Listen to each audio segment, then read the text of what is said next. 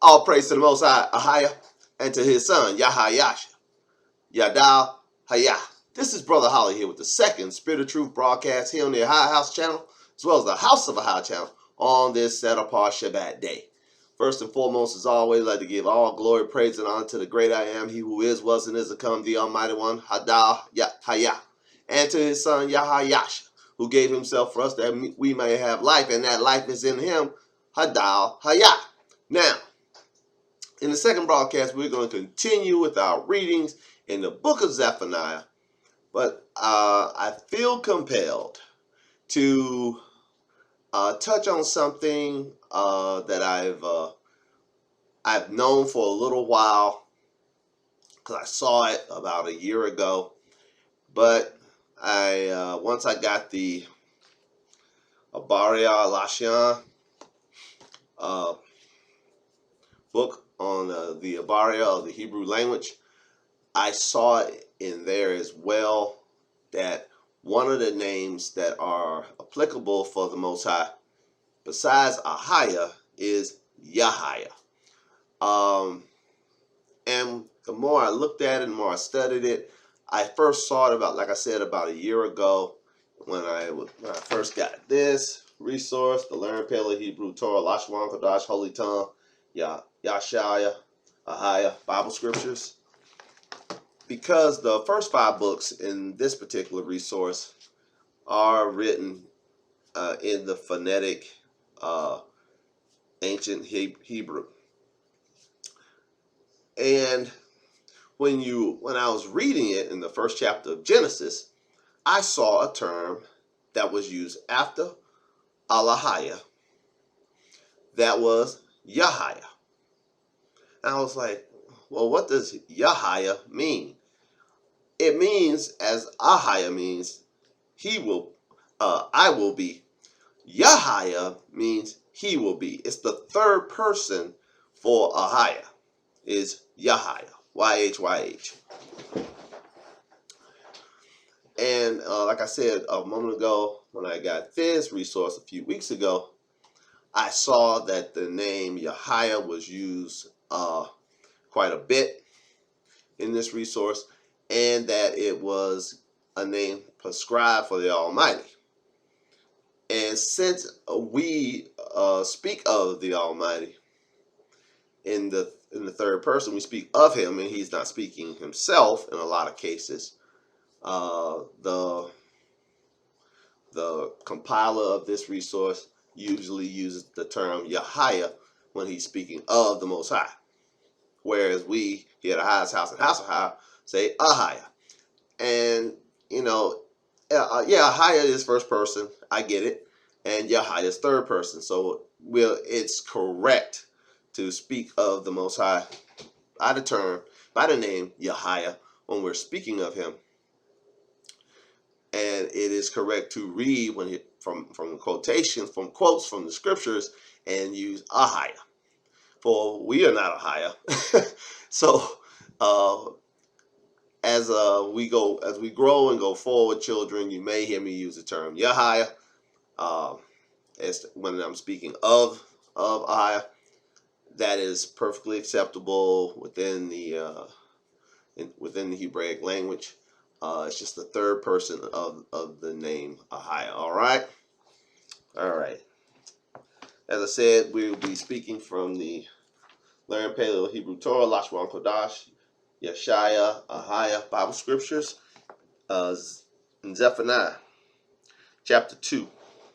We're going to read verse 15, and then we're going to read verse chapter 3, verse 1.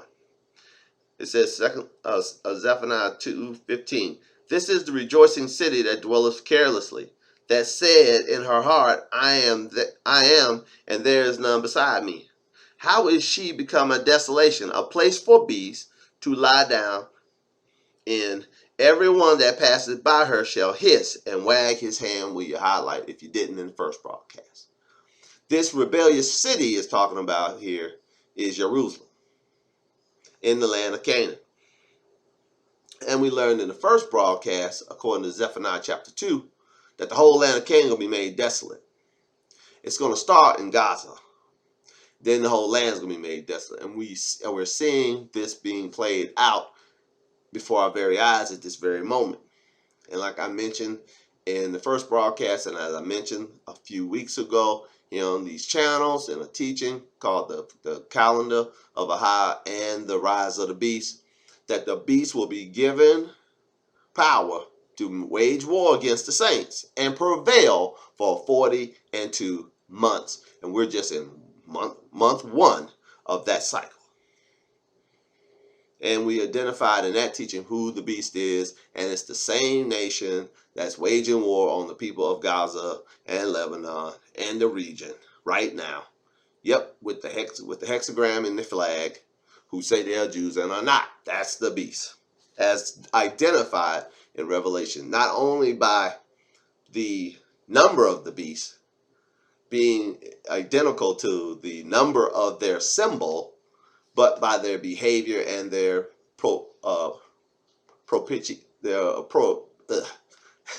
propensity, or their habit of being very aggressive and very bloodthirsty, if you will, toward others. All praises. Zephaniah chapter 3, verse 1. Let's read. Woe to her that is filthy and polluted, to the oppressing city, we highlight. She obeyed not the voice. She received not correction. She trusted not in Ahaya. She drew not near to her Alahaya, will you highlight? Verse 3. Her princes within her are roaring lions. Now, who does the scripture say in 1 Peter it goes about as a roaring lion? That's right, Hasatan, the devil, the adversary, the devil. And who did YAHAYASHA say were the children of the devil? Those who don't believe in him. And I have it on good report that the current day occupants of Jerusalem, of Mount Zion, who say they are Jews and are not, do not believe in YAHAYASHA as Savior and Redeemer and Messiah. They reject him in totality. It even says in their Talmud that the Messiah is in hell burning right now. So these people are, by definition, Antichrist. They're the beast and the Antichrist, all rolled into one. It just don't get much clearer than this. Who else would be an Antichrist than someone who denies the Son and the Father? And we can read in 1 John, and we may do a special teaching in the coming weeks if Ahaya wills it to be so, and I live, that we will do a separate teaching on how to identify Antichrist. And on this very point, I want to say something to all those Constantine Christians out there practicing what I like to call Christ insanity. It ain't Christianity, it's Christ insanity. How are you aligning yourself in support of an Antichrist people who don't believe in Messiah against your brothers and sisters that are Christian Palestinians? How you doing that? According to your own dogma, those Palestinian Christians are your brothers and sisters in Christ. But you're aligning with a group of people who are trying to annihilate them, to kill them, to displace them, to make them go hungry and go thirsty, to bomb them into oblivion. You're joining hand in hand with them, and they're Antichrist. You really need to check your doctrine, Constantine Christians, especially ones here in America. You need to check your doctrine. Let's go. Zephaniah chapter 3, verse 3. Her princes within her, speaking of Jerusalem, are roaring lions. Her judges are evening wolves. They gnaw not the bones till the morrow. Her prophets are light and treacherous persons. Her priests have polluted the sanctuary. See, this is how we know it's talking about the inhabitants of Jerusalem. That's where the sanctuary is. And it says that the priests of these rebellious people, the priests of these so-calls, have polluted the sanctuary and have done violence to the Torah law. Will you highlight? Why does it say they've done violence to the Torah law? Because in Torah, it tells you in Proverbs, in the Proverbs of Solomon, it tells you in the Old Testament that if your enemy hungry, feed him. That if your enemy thirsty, give him something to drink. And it says that you're pleasing the Most High, Ahayah, when you do so. But what they doing? They starving people. They cutting the water off, cutting food off. They don't care. They done despise the Torah. They ain't listening to the word. They don't want nothing to do with it. If you tell them, hey, it says right here, if your enemy's hungry, feed them. They'll tell you you're being anti-Semitic for pointing out what the scriptures say. I wish I was making it up. I'll read it again. Zephaniah chapter 3, verse 4. Her prophets are light and treacherous persons. Her priests have polluted the sanctuary. They have done violence to the Torah law. The just Ahayah is in the midst thereof. He will not do iniquity. Ahayah ain't gonna do no iniquity. Every morning doth he bring his judgment to light. He faileth not, but the unjust know no shame when you highlight. Try to shame them people today. There are people pointing out how many thousands and thousands of innocent people are being murdered, are being eliminated, are being starved, are going thirsty. This winter's coming, children. These people ain't got no homes to go to. The homes have been bombed out. So they're just going to be out there in the elements. And this is a stain on everybody that support them. And these heathens know no shame. I'll read it again. Zephaniah 3:5. The just Ahayah is in the midst thereof. He won't do no iniquity. Every morning doth he bring his judgment to light. He faileth not, but the unjust knoweth no shame. I have cut off the nations. Their towers are desolate. I made their streets waste, and none passes by. Their cities are destroyed, so that there is no man, and there is none inhabit. Will you highlight? We're seeing that right now, aren't we? Gaza is being done like this. But it says in chapter 2 of Zephaniah, all of Canaan gonna be like this. They ain't gonna get away. I said, surely, verse 7, I said, surely thou wilt fear me. Thou wilt receive instruction, so their dwelling should not be cut off. Howsoever, I punished them. But they rose early and corrupted all their doings. Will you highlight? Even when the Most High tried to deal with them, tried to correct them, all they did just rose up and went straight back to their wickedness. Verse 8, therefore wait ye upon me, saith Ahayah, until the day that I rise up to the prey. For my determination is to gather the nations, that I may assemble the kingdoms, to pour upon them my indignation, even all my fierce anger, for all the earth shall be devoured with the fire of my jealousy. We highlight. Ahayah is made a determination. The great I am made a determination that he's going to gather all the nations together for one purpose, to pour out his wrath on them. Let the nations' armies gather. Let them all show up. They can all pile in so he can wipe them out. It's his determination to do so. Let's read it again. Zephaniah 3:8.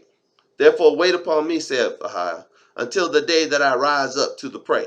For my determination is to gather the nations, that I may assemble the kingdoms, to pour out upon them my indignation, even all my fierce anger. For all the earth shall be devoured with the fire of my jealousy. For then will I turn to the people a pure language, that they may all call upon the name of Ahayah, to serve him with one consent. Where you highlight. This is the first attempt at returning to the people of Ahayah, to Yasha Allah, the pure language. The Abariyah Lashan, the language of creation. This is the first attempt at it. I should say the most recent attempt to give us back our language. This is the beginning of the fulfillment of prophecy. When we seeing what we're seeing right now in the land of Canaan, and this comes about, this ain't been out that long. I say safe to say 6 months. But that may be an overstatement. It may be less time than that this has been out. That this book, I keep holding it up. This is an attempt to collect the debt. Yes, my brother and sister, this is an attempt to collect the debt. The pure language being returned. I'll read it again. Zephaniah 3:9. For then will I turn to the people a pure language, that they may all call upon the name of Ahayah, or as the book says, Yahayah, to serve him with one consent. So we're gonna have to come to consensus about what his name is. See, those liars and tricksters, those frauds and claim jumpers, the current inhabitants of Jerusalem, Mount Zion, and Canaan, the ones who are propagating war without ceasing upon a helpless and defenseless people, those jokers, they worship the Tetragrammaton, for they say that the name stands for that. But we have it on good report from the scriptures that the name given by the Most High to Moses was AHAYAH'S, Ahayah, or I am that I am. All praises.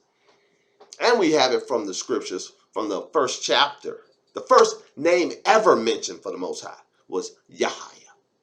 It's in Genesis chapter 1, verse 3, and Genesis chapter 1, verse 6, if you have the underlying paleo. It is right there. Big letters. Yahayah. It says, Alahayah, Yahayah. Say it. Wow. Hidden in plain sight.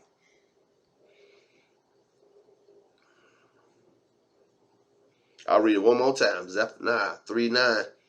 For then will I turn to the people a pure language, that they may all call upon the name of Ahayah, to serve him with one consent. From beyond the rivers of Ethiopia, my suppliants, even the daughters of my dispersed, shall bring my offering. Will you highlight? Now it said in Zephaniah chapter 2, we read it earlier, that the Ethiopians, they got some fakers amongst them. They're going to be destroyed with the sword. But beyond their rivers of Ethiopia, the dispersed of Yashar'Allah shall come and bring an offering. Oh, praises. He's going to gather the dispersed of Yashar'Allah from the four corners of the earth. He's going to destroy the ethnic Ethiopians. He said so, right in Zephaniah chapter 2. They're going to be cut off by the sword. But what about the dispersed beyond their rivers? I'll read it again. For beyond the rivers of Ethiopia, my suppliants, even the daughter of my dispersed, shall bring my offering. In that day shall thou not be ashamed for all thy doings wherein thou hast transgressed against me. For then will I take away out of the midst of thee them that rejoice in thy pride, and thou shalt no more be haughty. Because of my Quadashua mountain will you highlight. And I will also leave in the midst of thee an afflicted and poor people. And they shall trust in the name of Ahayah. Will you highlight? Ain't nobody on the planet more afflicted and poor than the so-called African American, or the Afro-Hebrew, as I like to say. We the most afflicted and poor people on the planet. Like I said in the first broadcast, we ain't got no army, we ain't got no flag, we ain't got no missiles, we ain't got no jets, we ain't got nothing. We are in our enemy's land, growing old, subject to payments. Just like the Apocrypha says. Wow. Let's hear what's going to happen, though. It gets better, child. I'll read it again. Zephaniah 3:12. And I will And I will also leave in the midst of thee an afflicted and poor people, and they shall trust in the name of Ahai. The remnant of Yasharallah shall not do iniquity, will you highlight, nor speak lies. Those fakers speak lies all the time. I heard a Palestinian diplomat say if they're talking, they're lying. Wow. I'll read it again. Zephaniah chapter 3, verse 13. The remnant of Yasharallah shall not do iniquity, nor speak lies. Neither shall a deceitful tongue be found in their mouth, for they shall feed and lie down, and none shall make them afraid. Will you highlight? All of a sudden, the seed of the remnant of Yasharallah. It says in the book of Romans, though the children of Yasharallah be as the sand of the sea, a remnant shall be saved. It's the remnant of Yasharallah that I'm not going to do iniquity. That I ain't going to speak no lies. Ain't going to be no guile or trickery found in our mouth. And when we come back into the land, we're going to lie down and none make us afraid. They right now running for a bomb shelter. They got the most powerful military in the region. And with the U.S. right off the coast, and they still scared. You can't make that up. They fighting against a defenseless people, and they scared. You can't make it up. Why they scared, Brother Holly? One brother opinion? Because they know their time is short. Like I said earlier, Revelation chapter 13, they got 40 and 2 months. They're in month 1. They got 41 months to go. Clock's ticking. I'll read it again. Zephaniah 3 and 13. The remnant of Yasharallah shall not do iniquity nor speak lies, neither shall a deceitful tongue be found in their mouth, for they shall feed and lie down, and none shall make them afraid. Sing, O daughter of Zion. Shout, O Yasharallah. Be glad and rejoice with all your heart, O daughter of Jerusalem. Ahayah hath taken away thy judgments. He hath cast out thy enemy. The king of Yasharallah, even Ahayah, is in the midst of thee. Thou shalt not see evil anymore. Will you highlight? In that day, verse 16, in that day it shall be said to Jerusalem, fear thou not, and to Zion, let not thy hands be slack. Ahayah, thy Ahayah is in the midst of thee, is mighty. He will save. He will rejoice over thee with joy. He will rest in his love. He will joy over thee with singing. When you highlight, I will gather, verse 18, Zephaniah 3:18, I will gather them that are sorrowful for the solemn assembly, who are of thee, to whom the reproach of it was a burden. Will you highlight? Only people being gathered to the solemn assembly are those who are of Yasharallah. He said, I'll gather those to the solemn assembly who are of thee. He ain't gathering these heathens. I'll read it one more time. You missed it. Zephaniah 3:18, I will gather them that are sorrowful for the solemn assembly, who are of thee, to whom the reproach of it was a burden. Behold, at that time will I undo all that afflict thee, and I will save her that halted, and gather her that was driven out, and I will get them praise and fame in every land where they have been put to shame. Will you highlight? We got this to look forward to, children. Wherever we are, growing old, as I said earlier, growing old in our enemy's land, subject to payments, like the Apocrypha say. The Ahayah is going to turn our situation to what are you going to say? What are you going to do? Verse 19, behold, at that time will I undo all that afflict thee, and I will save her that halted, and gather her that was driven out, and I will get them praise and fame in every land where they have been put to shame. And at that time I will bring you again, even in the time that I gather you. I will make you a name and a praise among all the people of the earth, When I turn back your captivity before your eyes, saith Ahayah, will you highlight the culmination after Gaza's been made desolate, after Ascalon has been made a wasteland, after all the inhabitants of Canaan are gone, after Ahayah's gathered all the armies together of the nations and poured out his wrath on them and filled the earth with his fiery indignation. After all that,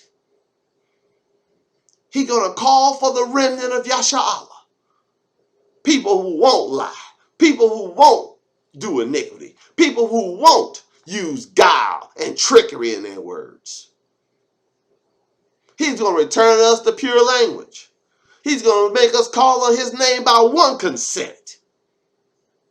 And then he's going to give us, instead of our shame, he's going to give us fame. And when we were sorrowful, he's going to give us joy. We're going to be brought back and none is going to make us afraid. And his glory is going to be seen upon us. He's going to be in the midst of us. He's going to gather us. He's going to put us back in the land. And he's going to reign over us forever. All praise to the Most High, Ahayah, and to his son, YAHAYASHA, Hadahayah.